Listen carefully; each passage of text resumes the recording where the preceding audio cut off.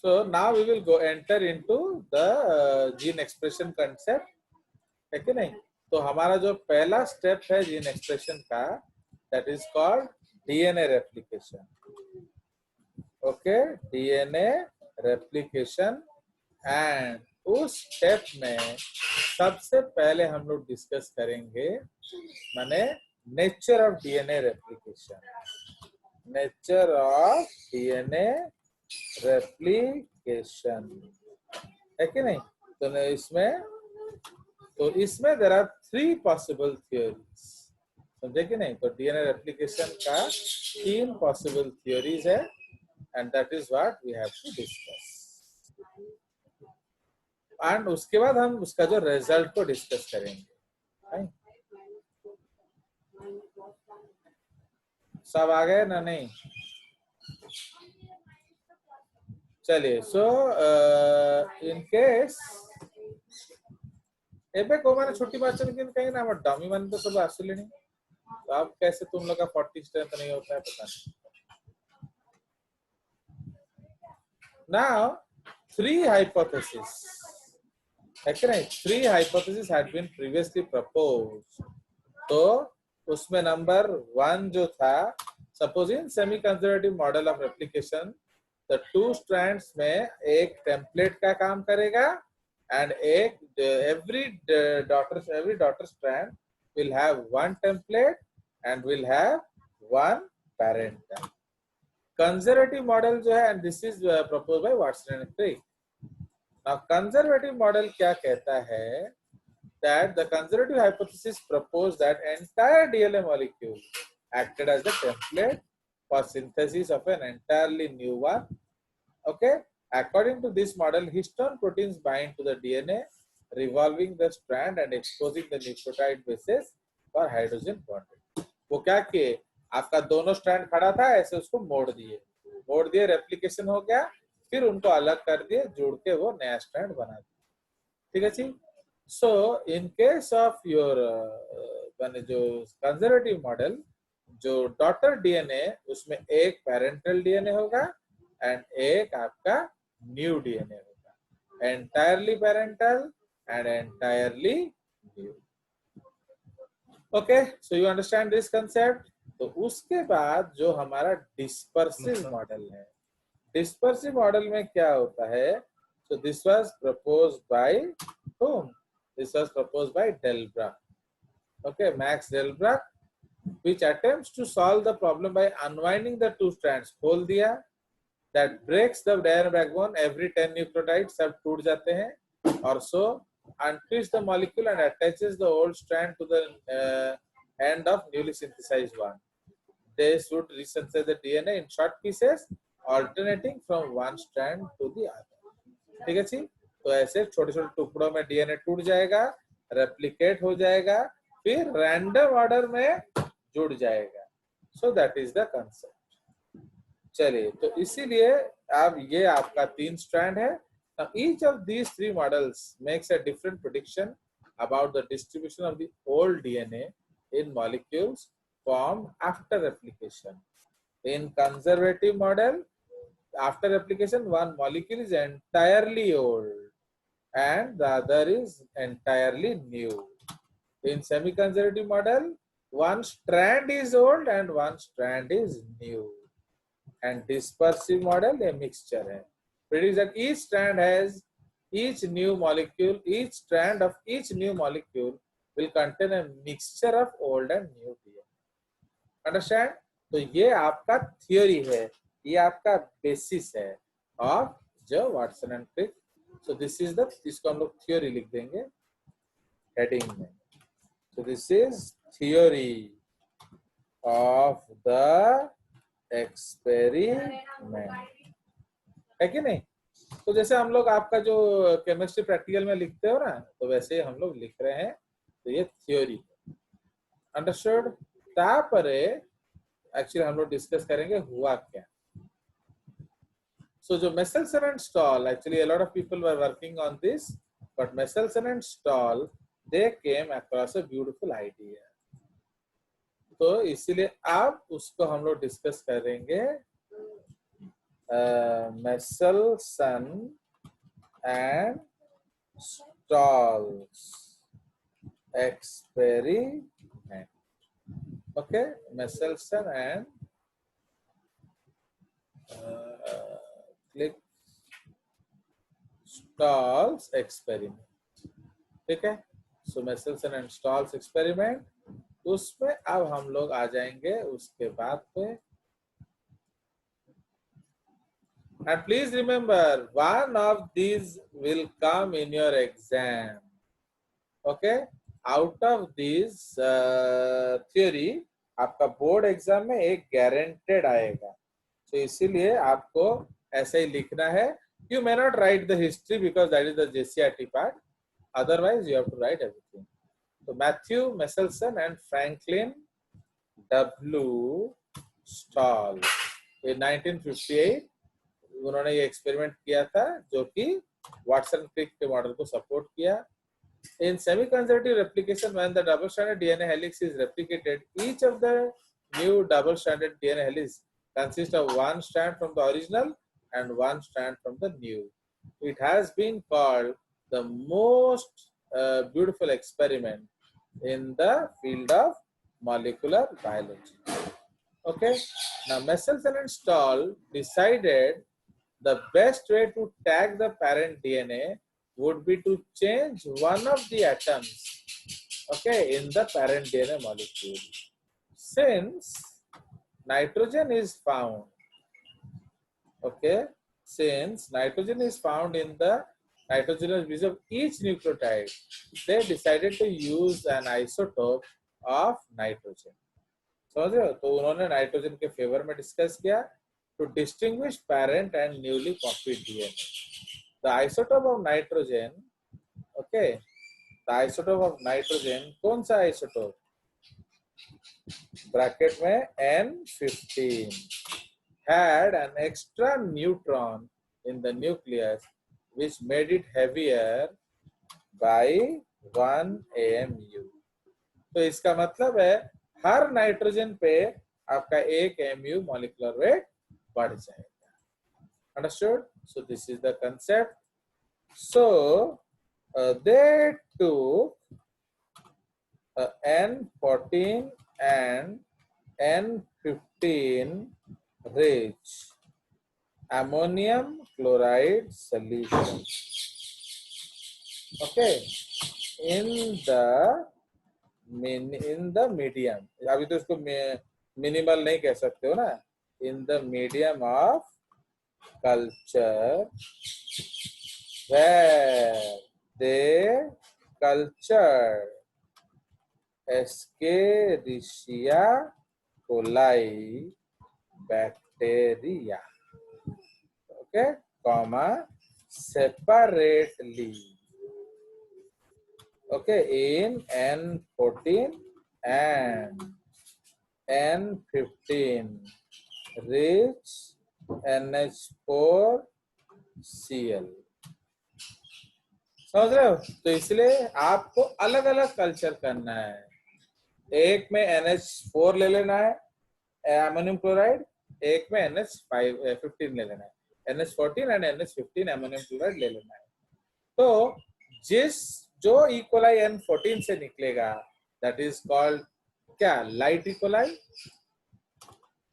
The E coli,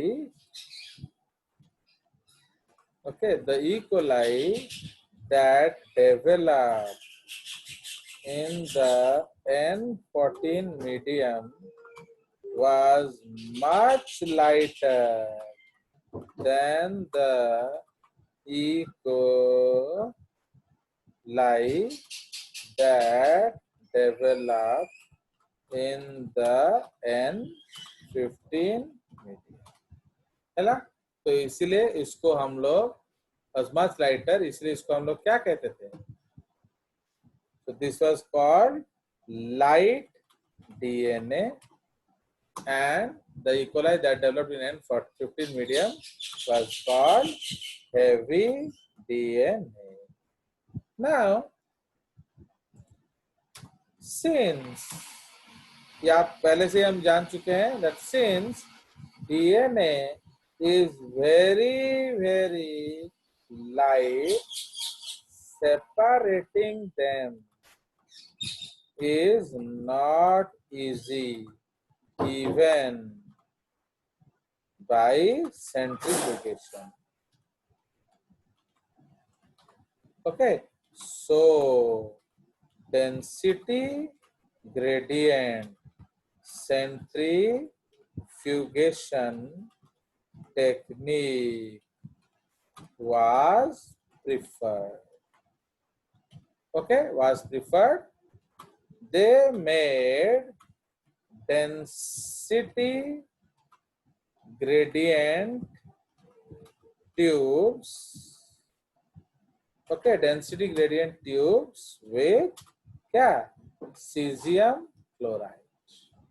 okay, why cesium chloride वो neutral है, वो नॉन इंटरफियरिंग है, क्योंकि ना डीएनए में ज्यादा फर्क नहीं होता है, तो आप उसको अलग अलग नहीं देख सकते, इसलिए अलग अलग देखने के लिए आपको डेंसिटी ग्रेडियंट बैंड बनाना पड़ेगा। ओके, तो इसलिए we have to make density gradient bands. तो अब वो क्या होगा, जब सेंट्रीफ्यूज करोगे वो अपने डेंसिटी में चला जाएगा। Understood? So like that. So अब अगर हम लोग ट्यूब्स को देखेंगे, suppose we will make test tubes. Okay, suppose हम लोग एक टेस्ट ट्यूब ऐसे बनाते हैं, ये एक टेस्ट ट्यूब है, ये एक टेस्ट ट्यूब लिया एंड ये एक टेस्ट ट्यूब लिया। तो इसमें अभी हम लोग क्या करेंगे, बैंड्स बनाएंगे।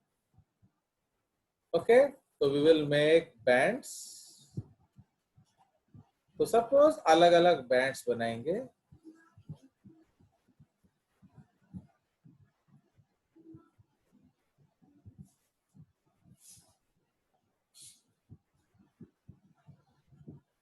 So let us make some band.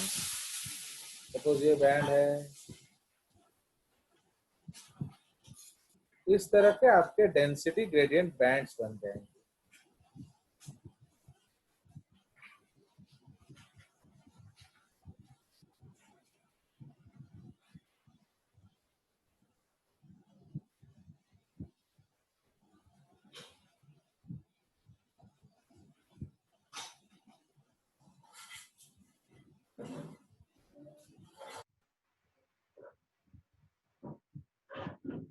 Fine, तो ये ऐसे आपके अलग अलग बैंड्स हो जाएंगे। तो जब हम डीएनए डालेंगे, ओके, तो अगर हमने N14 डीएनए डाला, तो सपोज ये बॉटम है, वी विल मेक अ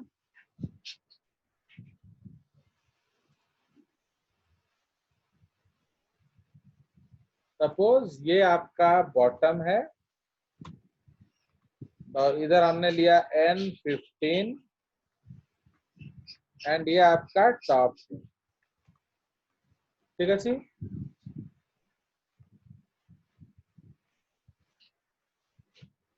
ये N15 के केस में आपका कैसे बैंड बनेगा देखिए।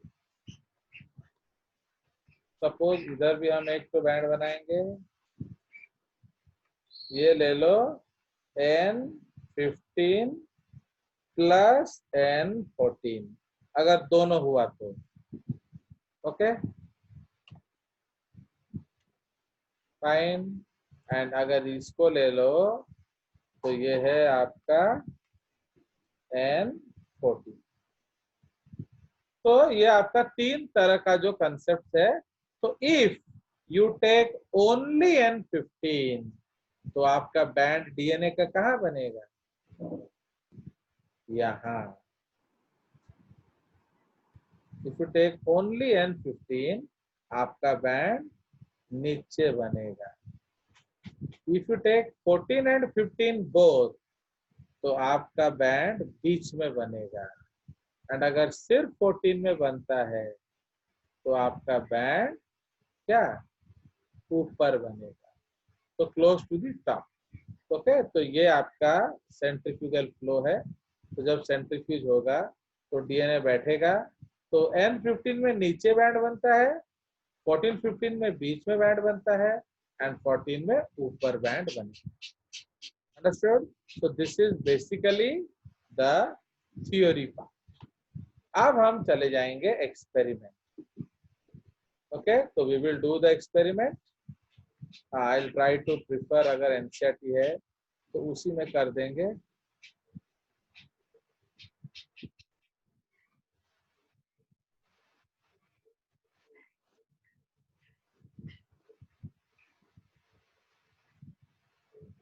चलिए, so I will share the NCERT screen with you. ताले कोना हमरा एनसीईआरटी पढ़ा भी है जीवा एंड एडा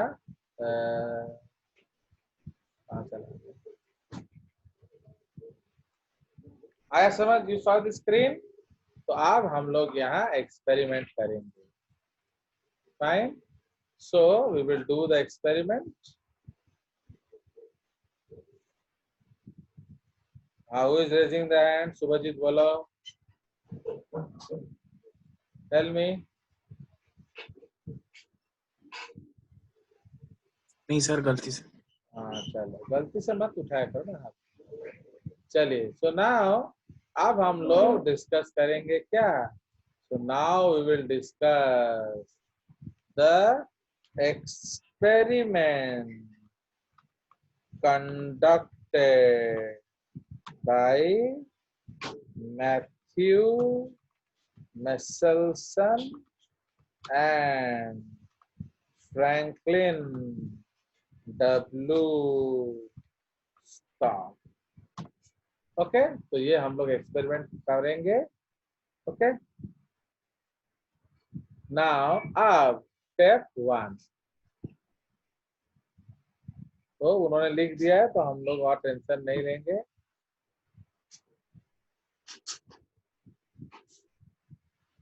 fine, so step 1. So what is step 1? So they grew E. coli in medium containing 15 ammonium chloride. तो ये heavy हो गया।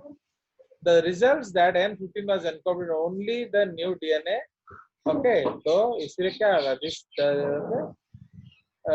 This heavy DNA molecule could be distinguished from the normal DNA by centrifugation in cesium chloride density gradient. Please note that N15 is not radioactive isotope, इसलिए हम radioactivity use नहीं कर सकते। Okay, तो N14 is just heavy isotope, not radioactive isotope। तो ये आप note लिख देंगे हम लोग यहाँ। Okay, since N15 is not a radioactive isotope, we cannot use radioactive centrifugation technique. Okay, it is just a heavy nitrogen. हो गया, तो हमने N15 में मीडियम में बना लिया। नाउ अब तो अभी जो आपके पास डीएनए स्ट्रैंड है, तो now the DNA strand we have, suppose अभी जो हमारे पास डीएनए स्ट्रैंड है वो क्या है? N15. So both the DNA strands are N15. तापरे step 2. So this is step 2. So what they did in step 2? They transferred the cells, मैंने कौन सा cell? E. coli, into a medium with normal NH4Cl and took samples at definite time interval as the cells multiplied and extracted the DNA that remained as double-stranded हेलाइसिस। समझ रहे हो? तो ये आपका जो स्टेप 2 है, इसमें आपको एक नोट याद रखना है। तो क्या नोट याद रखेंगे? that E. coli, so E. coli replicates every 20 minutes. So F1 should be checked after 20 minutes. F1 DNA समझे कि नहीं? तो जो F1 DNA है should be checked after 20 minutes.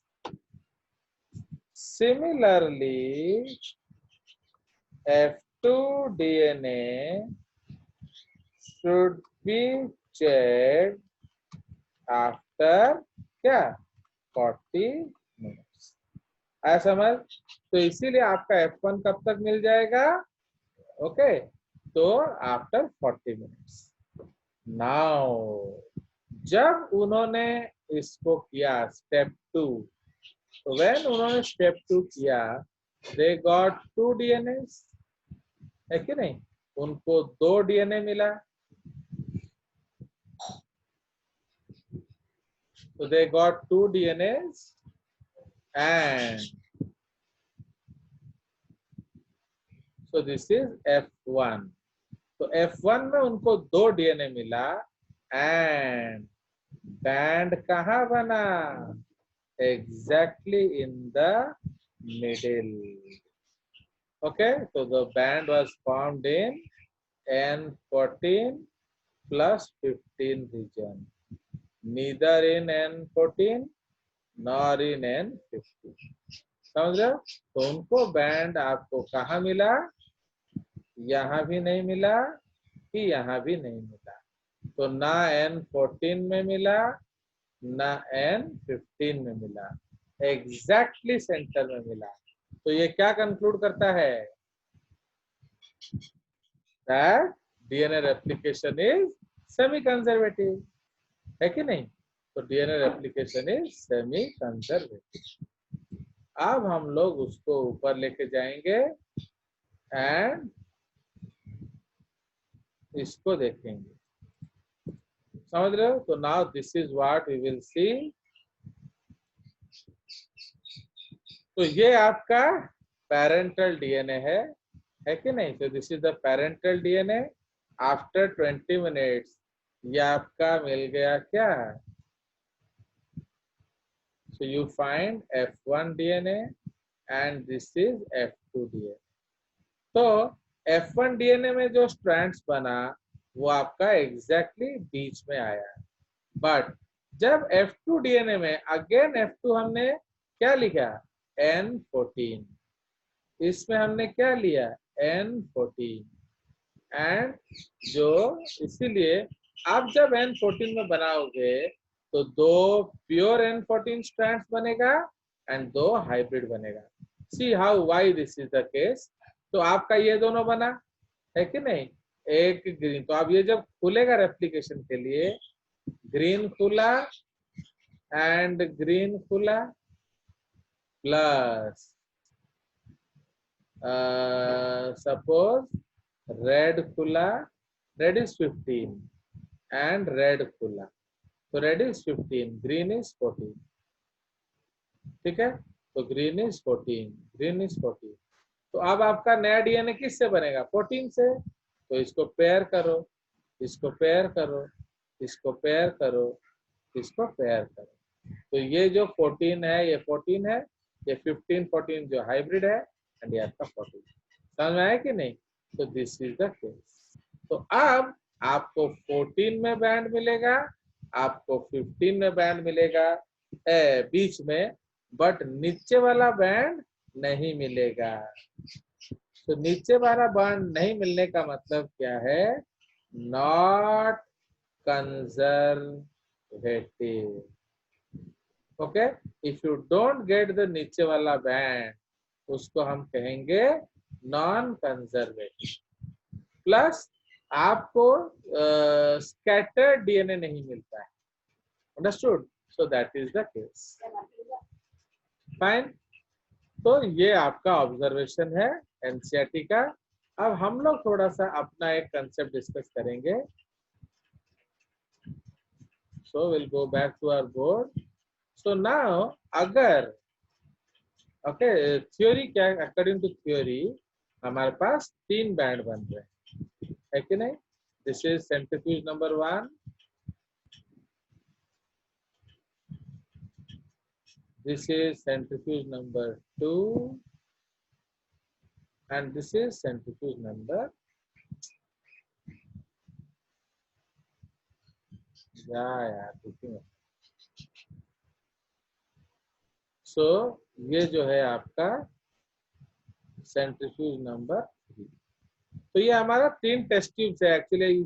हम दो गोल वाला टेस्ट ट्यूब बना नहीं सकते, तो यही आप मान लो कि ये 3 टेस्ट ट्यूब्स हैं. हमारे जो बैंड्स बनेंगे, तो actually in case of conservative model, तो ये हमारा कंजर्वेटिव मॉडल है, ये डिस्पर्सिव एंड सेमी कंजर्वेटिव. तो ए जो है वो कंजर्वेटिव मॉडल है, बी जो है वो सेमी कंजर्वेटिव मॉडल है, एंड जो सी है वो डिस्पर्सिव मॉडल है. Okay, now actually conservative model में क्या होगा, आपके 2 बैंड बनेंगे. Okay, in conservative you will find 2 bands. जो एक बैंड बनेगा आपका 14 में, ओके, एक बैंड बनेगा आपका 14 में, एंड एक बैंड बनेगा आपका 15. ओके, सो एक बैंड बनेगा आपका 15. फाइन. सामान्य कौन है? 14 15 हमने क्या लिया था? N15. तो ये आपका पेरेंटल डीएनए है, एंड जो ब्लू वाला है ये N14 है, ये आपका डॉटर डीएनए, ये पेरेंटल डीएनए. बट ये थ्योरी है, दिस इज द थ्योरी, ऐसा बनेगा. तो जो बन रहा है वही आप कंक्लूजन बताओगे. इन केस ऑफ योर क्या, in case of your semi conservative model, आपका बीच में बैंड बनेगा. फाइन. तो बीच में बैंड बनेगा, क्यों? इसमें आपका एक strand, one strand is 14 and the other strand is 15. तो इसलिए ये एग्जैक्टली आपको बीच में मिलेगा. But this is N14 plus 15 band. But dispersive में क्या है, आपको डिस्पर्सिव में ना तो आपको ऊपर मिलेगा, ना ही आपको बीच में मिलेगा, और ना ही आपको नीचे मिलेगा. Why? Because उसमें तो मिक्सचर डीएनए है. तो मिक्स, तो this is your N14 band, नहीं मिलेगा. N14 प्लस 15 नहीं मिलेगा. N प्योर 15 नहीं मिलेगा. तो इसमें जो डीएनए है वो बीच में मिलेगा, एक 14 15 के बीच में, एक 14 एंड हाइब्रिड के बीच में. Fine. So this is why, because of ये लाइटर है, ये हेवियर है. बट लाइटर में कुछ तो 15 है, इसलिए ये 14 में नहीं बनेगा. हेवियर में कुछ तो 14 है, वो लाइट माने 15 में नहीं मिलेगा, थोड़ा ऊपर मिलेगा. एंड डिवाइडेड बाय 2 तो होता नहीं है, इसलिए यहाँ नहीं मिलेगा. So no DNA, no DNA, no DNA. तो ये 3 आपका कंक्लूजन है. बट ऑब्जर्वेशन क्या हुआ? So this is theory. Now we will see observation. Observation. तो ऑब्जर्वेशन में हम लोग बनाएंगे, ये F1 का ट्यूब बनाएंगे एंड ये F2 का ट्यूब बनाएंगे। Fine, so these are observations. So ये आपका F1 है एंड ये आपका F2 है। ठीक है जी। तो सपोज हम लोग यहाँ लिखेंगे दिस इज F1 DNA। तो F1 DNA आपको 20 मिनट बाद मिलेगा एंड ये F2 DNA है, ये आपको 40 मिनट बाद मिलेगा। है, तो अब इस केस में उनको बैंड कहाँ मिला? So they found the band in the middle. तो यहाँ उनको बैंड मिला। सो दैट इज वाई ये रीजन कौन सा है? N14 + 50। अगर दोनों है तब ये बैंड इधर बनता है। ये टॉप है, ये बॉटम। बट F2 में ये बॉटम है, ये टॉप है, उनको दो बैंड मिले। ओके, जो मिक्सचर वाला बैंड है, ओके, तो ये N14-15 में मिला, ये मिक्सचर वाला बैंड है। एंड जो M14 बैंड है वो आपको ऊपर मिला। समझ रहे हो? सो सही पे दिस बैंड, ये आपका N14 + 15, ये आपका है N14। तो अगर हम एक DS DNA से शुरू करेंगे तो इधर आपका दोनों DS DNA मिलेगा इस बैंड में। इधर आपको क्या मिलेगा? दो DS DNA इधर मिलेगा एंड दो DS DNA इधर मिलेगा। एक और जनरेशन करोगे तो क्या होगा? तो ये दो फिक्स है। सो this is fixed but this is ever increasing, ever increasing. समझ रहे हो? सो इसीलिए I am talking about DS DNA। Okay, अगर हम स्ट्रैंड्स डिस्कस करें, क्योंकि PMT में आपको दोनों तरह का क्वेश्चन आएगा, तो इधर 2 स्ट्रैंड्स है पेरेंटल में, ये आपका पेरेंटल जनरेशन है। फाइन, तो ये आपका जो 2 स्ट्रैंड्स है, तो इधर आपका इधर कितना मिलेगा? 4 स्ट्रैंड्स। दो 14 वाला, 2 14 + 2 15। इधर भी आपको क्या मिलेगा? 4 स्ट्रैंड्स, 2 14 + 2 15। इधर भी आपको क्या मिलेगा? 4 स्ट्रैंड्स, 4 14। तो इसमें टोटल क्या हो जाएगा?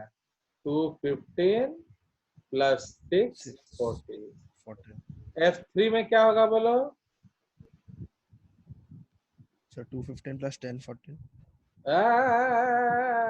डबल होगा ना, इसका डबल हो जाएगा। तो ये आपका 8 स्ट्रैंड्स है, अब 16 बनेगा। तो 215 + क्या? 14 14। समझ रहे हो? अब F4 में क्या बनेगा? 32 स्ट्रैंड्स बनेगा। 2 + 30 and so on. So this is your Michelson and Stolz experiment. Now class work किया जाएगा। पहले NCERT क्लास वर्क, फिर JCERT class work. Okay sir meeting, sorry जो से। हाँ, इसलिए मैं आपको दे रहा हूँ, ये आप करके लिखेंगे क्लास वर्क। तो अब हम लोग लेंगे 15 एरो। ओके, 15 को आप 14 14